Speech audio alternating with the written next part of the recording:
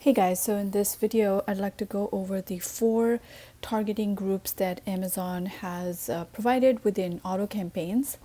And these are the 4 types: the close match, loose match, substitutes, and complements.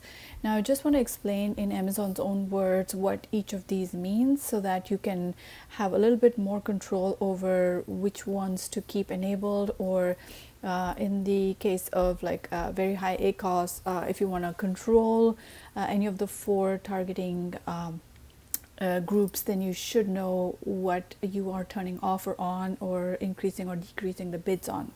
So close match in Amazon's own words is the ability for Amazon to match when, let's say, your product is Doppler 400 count cotton sheets, then the ad will be shown whenever a shopper uses a search term like cotton sheets or 400 cotton sheets. So basically, this is a type of keyword match. Okay, and then loose match is also another type of keyword match where shoppers using search terms like bed sheets or bath sheets or bath towels even would get matched to your product through the loose match type.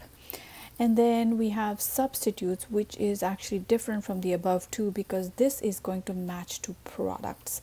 And what does that mean? It means that Amazon will show our product on the detailed pages that include 300 count cotton sheets. So it's your competitors, like when your competitor that has the 300 count cotton sheets in their listing somewhere, then your ad is going to show up on their detail pages. And so what Amazon reports through the search term report is the ASIN. Okay, so that's what you have to look out for in your search term report. And then with complements, it is Amazon is going to show your ad on detail pages that include something that is a complement to your main product. So your sheets will go well with a queen comforter or with pillows, feather pillows. So those types of pages would be good candidates for the complements. Now, Amazon doesn't always do a great job like evenly across all these 4 targeting groups, and it could be because of the way your listing is created. Like you may be using terms that give Amazon enough information to go find, let's say, a complement, or if they have enough data, they know that your type of product is frequently bought with another type of product. But it is quite dependent on the way the algorithm sees your listing and your historical data about sales for that listing. And so what we can do, though, because we can't control where Amazon shows our auto campaign ads, what we can do is to analyze the search term report that comes out and then do 2 things.